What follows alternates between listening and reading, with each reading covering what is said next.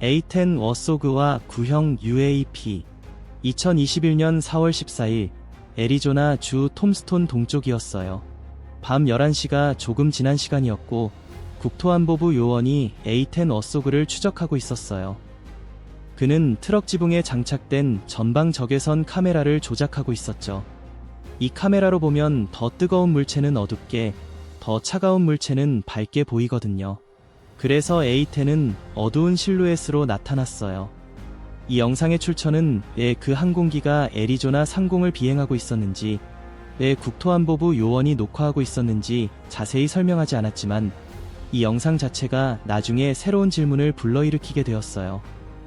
구형 물체가 전투기 뒤를 따라오는 것처럼 보였어요. A10처럼 그 물체의 열 신호도 어둡게 나타났죠. 요원이 다른 카메라 설정으로 바꾸자 미확인 항공 현상, 즉 UAP가 A10 뒤에서 빛나는 구체로 보였어요.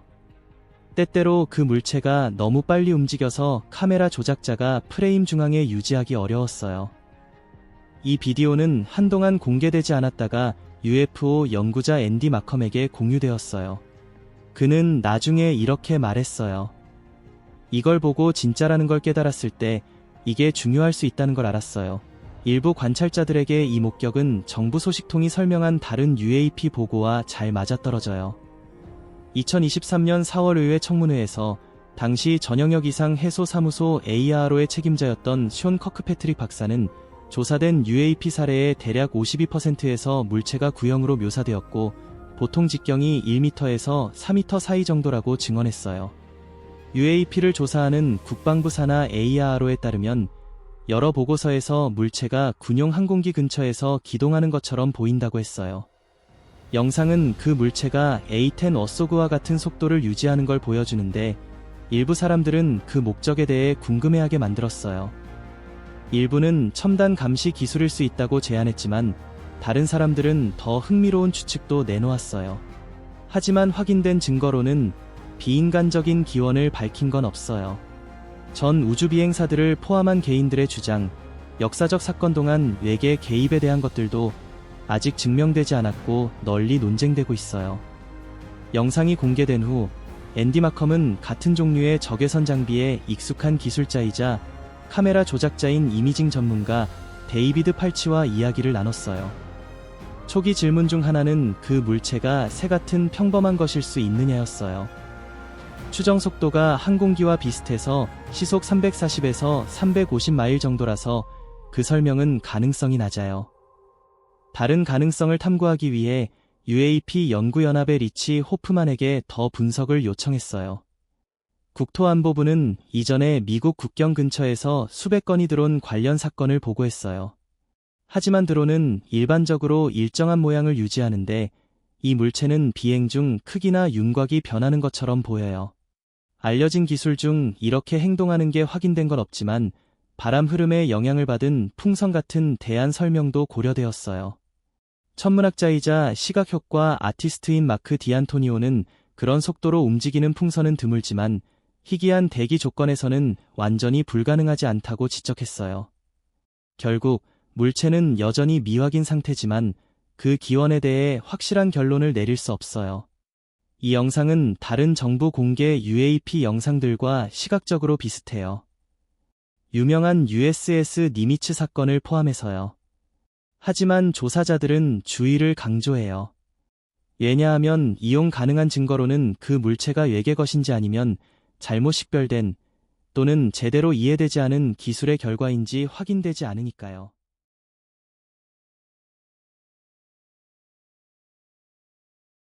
라 브루아 목격 사건 2020년 2월 3일 애리조나주 투손 남쪽에서 밤 9시쯤이었어요. 미국 국경수비대 카메라가 주거 지역을 훑고 있었는데 화면에는 집들과 선인장들이 가득했죠. 그때 갑자기 밝은 흰색 물체가 나타났어요. 이 물체는 화면을 부드럽게 가로지르며 움직였는데 어떤 사람들은 대략 사람 모양이라고 표현하기도 했어요. 사막 지형과 가축이 있는 지역 위를 지나갔고 일정한 높이를 유지하면서 밝기도 거의 변하지 않았어요. 이 영상은 미국 정부 감시 장비로 찍힌 여러 영상 중 하나로 나중에 공개적으로 퍼졌고 UFO 조사자 앤디 마샬에게도 공유됐어요. 영상을 공유한 사람은 익명을 요청하면서 이게 정말 이상한 거라고 믿는다고 했어요. 앤디 마샬은 나중에 이 영상 클립을 브루아라고 이름 지었어요. 스페인어로 마녀라는 뜻이죠. 적외선 영상으로 보니 빗자루에 똑바로 앉아있는 사람처럼 생겨서 그렇게 불렀대요. FLIR 기술자 데이비드 펄치는 열화상 이미지를 해석할 때는 카메라 설정을 이해해야 한다고 설명했어요. 이 경우에는 흰색이 더 차가운 온도를, 검은색이 더 따뜻한 온도를 나타내요. 이 물체가 어두운 배경에 흰색으로 보인다는 건 주변보다 더 차갑게 등록됐다는 뜻이에요. 보통 새나 비행기 같은 알려진 공중 물체들은 어느 정도 열을 내잖아요. 하지만 카메라 설정이나 거리, 환경 요인 때문에 특이한 열 신호가 나올 수도 있어요. 이 물체는 아직 정체가 밝혀지지 않았고 확실한 설명도 없어요. 마샬은 이 영상이 과거에 투손 근처에서 목격됐다는 또 다른 미확인 물체, 가끔 고무오리라고 불리는 것과 비슷하다고 언급했어요. 충격적인 새 영상이 나왔어요. 51구역 근처에 이상한 물체가 추락하는 장면인데 이번이 처음이 아니에요. 아래 고정 댓글에 직접 링크를 확인해보세요.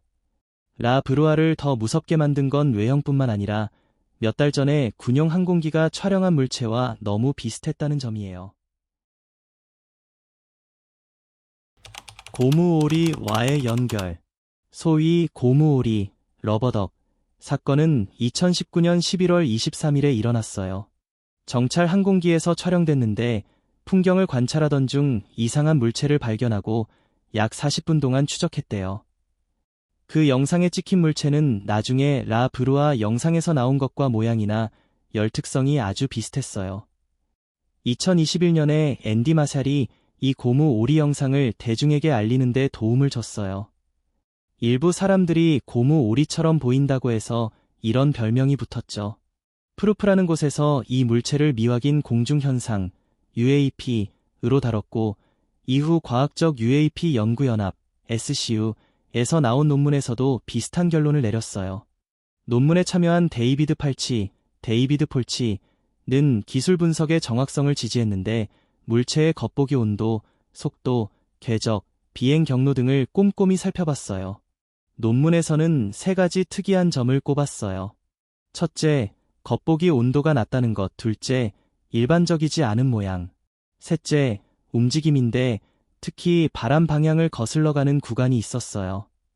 이런 점들 때문에 풍선 같은 단순한 설명은 설득력이 떨어진다고 저자들은 봤지만 결국 이 물체를 확실히 식별할 수는 없다고 결론 내렸어요. 두 사건을 나란히 비교해보니 비슷한 점이 정말 무시할 수 없을 정도였어요. 둘 다 적외선 영상에서 밝은 색으로 보이고 추진 장치 흔적이 없으며 열 신호가 비교적 안정적이고 일정한 경로로 움직였어요. 흥미로운 유사점이지만 이걸로 확실한 연관성을 증명할 순 없죠. 두 사건 모두 미국 멕시코 국경 근처에서 일어났기 때문에 조사자들은 드론 같은 불법 활동과 관련 있을지도 모른다고 생각해봤어요. 최근 몇 년간 국경수비대가 샌디에이고 멕시코 국경을 포함해 드론 침입을 여러 번 보고했거든요. 하지만 이건 어디까지나 한 가지 가능성일 뿐이에요. SCU 회장 리치 하프먼은 이 물체가 새일 가능성을 물었을 때 적외선 영상에서 새는 보통 날개짓 짖는 움직임이 뚜렷하고 더 따뜻한 열 신호를 보인다고 했어요. 그런데 이 영상에서는 그런 특징이 분명히 안 보인대요. 풍선 가능성도 검토했는데 바람 방향 데이터가 부분적으로 맞아떨어지긴 하지만 호프만은 불일치하는 점도 있다고 지적했어요. 마일라어 같은 특정 풍선은 주변 열을 반사해서 열화상 카메라에 다르게 보일 수 있거든요. 일반 항공기도 검토했어요. 팔치는 헬리콥터나 고정익 항공기는 보통 열을 내고 특히 저고도에서는 뚜렷한 움직임 패턴을 보인다고 했어요. 드론도 고려 대상이었지만 드론 특유의 멈췄다 갔다 하는 움직임이나 열 신호가 여기서는 명확히 안 보였대요. 고무 오리 사건과 마찬가지로 모든 관찰된 특징을 완벽히 설명하는 일반적인 해답은 없었어요. 그래서 라 브루아는 여전히 미확인 공중현상, UAP으로 분류돼 있어요. 일부 특징이 이상해 보이긴 하지만 지금으로선 기원이나 정체를 결정할 만한 충분한 증거가 없어요. 피닉스에서 빛이 갈라지는 현상. 2004년 10월 12일 애리조나주 피닉스에서 저녁 7시 45분쯤 주민 제프 우라인이 밤하늘을 촬영하려고 카메라를 세팅했어요. 그런데 그때 정말 이상한 장면을 포착하게 됐죠. 영상에는 하늘에 떠있는 밝고 직사각형 모양의 하얀 빛이 보이는데 시간이 지나면서 그 빛이 깜빡이다가 점점 두 개의 뚜렷한 빛으로 갈라지더라고요. 그러고 나서 두 빛이 하나씩 차례로 사라져 버렸어요. 우라이는 이 경험을 정말 놀라웠다고 표현했어요. 빛이 어디서 온 건지, 왜 그런지 전혀 설명할 수 없는 상태로 나타났다고 하더라고요. 그는 예전부터 피닉스 상공에 설명되지 않는 빛들을 자주 봐서 밤하늘 관찰에 관심이 많아졌다고도 말했어요. 이 장소가 워낙 유명하다 보니 어떤 사람들은 우라인의 영상이 피닉스에서 가장 잘 알려진 그 유명한 미확인 항공현상과 관련이 있지 않을까 궁금해하기도 했어요. 저널리스트 MJ 바니아스가 1997년 3월 13일 밤에 대해 자세히 썼는데 바로 그날이 피닉스 라이츠라는 이름으로 유명해진 사건이에요. 그날 저녁 애리조나 상공에서 많은 사람들이 이상한 빛들을 목격했다고 해요. V자 모양의 대형 편대나 하늘을 가로지르는 개별 발광체 같은 것들이었죠. 사진과 영상에도 빛의 줄이나 무리들이 찍혔고 일부 사람들은 그게 엄청나게 큰 구조물이라고 추측하기도 했어요. 이 보고가 워낙 많다 보니 미국 군대 측에서는 그 지역에서 훈련을 하고 있었다고 나중에 밝혔어요. 항공기와 조명탄, 일루머네이션 플레어즈를 사용한 훈련이었다고요. 공식 설명으로는 적어도 일부 목격 사례는 이걸로 설명될 수 있다고 했죠. 하지만 여전히 의견이 분분해요. 모든 걸 군사작전으로 완전히 설명할 수 없다고 믿는 사람들도 많거든요. 우라이는 자신의 영상이 1997년 피닉스 라이트 보고와 비슷한 묘사와 맞아떨어진다고 생각했어요. 연구자들도 1997년 사건은 한 번이 아니라 서로 다른 장소와 시간에 여러 사건이 동시에 일어났을 가능성이 있어서 증언이 조금씩 다른 거라고 보기도 해요. 비슷한 영상들이 대부분 그렇듯이 우라인의 영상도 아직 제대로 설명되지 않았어요. 과거 사건들과 비교는 되지만 특정 현상을 확실히 증명하는 결정적인 증거는 아니에요. 제프 우라인의 영상 분석. UAP 연구과학연합의 리치 호프만은 제프의 영상을 1997년 3월 보고들과 비교하면서 시작했어요. 피닉스 라이트는 보통 여러 개의 빛으로 이루어진 삼각형 편대를 묘사했는데 여기서처럼 두 개의 뚜렷한 빛이 따로 나타나는 건 아니었거든요. 목격자들은 빛으로 윤곽이 그려진 거대한 구조물을 봤다고 했는데 제프 영상에 나오는 것과는 꽤 달라요. 그래서 호프만은 이 두 사건은 아마 관련이 없을 거라고 결론 내렸어요. 그렇다고 해도 제프 영상에서 처음엔 하나의 미확인 물체처럼 보이던 게 두 개로 갈라지더니 사라지는 그 순간은 여전히 궁금증을 남기죠. 천문학자이자 시각효과 디자이너인 마크 디안토니오가 한 가지 가능한 설명을 제시했어요. 영상 초반에 그 물체는 사실 카메라 시선 방향으로 거의 일직선상에 아주 가까이 붙어있는 두 개의 별도 빛이었을 수 있다는 거예요. 그러다가 서로 멀어지면서 모양이 길어지고 결국 두 개의 개별 물체로 구분이 되는 거라고요. 그래서 이 영상이 정말 하나의 물체가 갈라지는 건지 아니면 처음부터 독립적으로 움직이는 두 개의 물체인지 의문이 생기죠. 가능한 설명으로는 풍선, 항공기 혹은 다른 공중 물체들이 있어요. 이 일이 2004년에 일어났기 때문에 당시 일반 소비자용 드론은 거의 없었고 군용 드론, 프레데터 같은 것도 크기가 비행기만 했기 때문에 영상 속 행동이나 모습과는 맞지 않아요. 디안토니오는 또 다른 대안으로 스카이랜턴즈를 꼽았어요. 스카이랜턴은 가벼운 재질로 만든 작은 열기구로 보통 작은 불꽃으로 뜨거운 공기를 만들어 날아가죠. 연료가 다 타면 자연스럽게 사라지는 게 특징인데 영상에서 빛이 점점 사라지는 모습과 잘 맞아요. 모든 세부 사항을 완벽히 설명하진 못하지만 꽤 그럴듯하고 평범한 가능성을 제시하는 거예요. 결국 이 영상에 나온 물체 또는 물체들은 여전히 미확인 상태예요. 피닉스 지역에서 비슷한 목격 사례에 대해 스카이 랜턴이나 군용 조명탄 같은 설명이 제안되기도 했지만 일부 사람들은 여전히 회의적이에요. 모든 보고된 세부 사항이 완전히 설명되지 않았다고 느끼기 때문이죠. 애리조나에 회전하는 물체들. 2018년 11월 6일 미국 애리조나에서 미 육군의 A-64 아파치 헬리콥터가 밤 훈련 비행을 준비하고 있었어. 정확히는 2번 타워 서쪽 북쪽에 있는 택시웨이 281 근처였지. 승무원들이 이륙 준비를 하는 동안 헬리콥터의 비행 경로를 가로지르는 듯한 여러 물체들이 나타났어. 항공기의 열화상 촬영 시스템이 3개의 밝은 물체를 포착했는데 이 물체들이 서로에게 상대적으로 조화롭게 움직이는 패턴을 보였거든.